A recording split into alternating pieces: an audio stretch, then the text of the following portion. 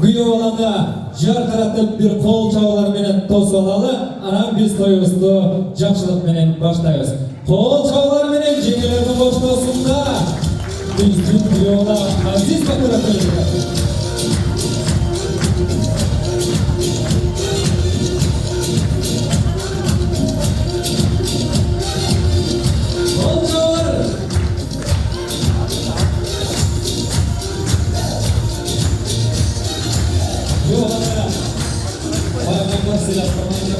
Yollarda Türkiye'de birinci saltanatlı şampiyonlar olsun başlasın. Yeni gelecekte. Doğrunuz arkasına durup, büyük olana kolda koştuğum kralar canında şair cengilerine koşar. Sevgili, korkulmadan ordulardan ordu altısınlar.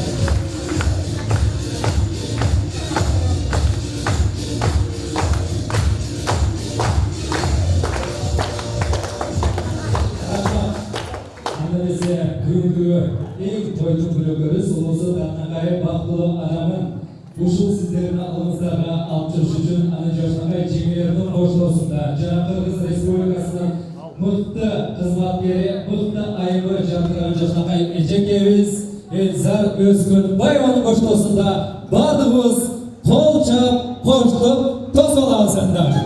Кол чабалаңыз.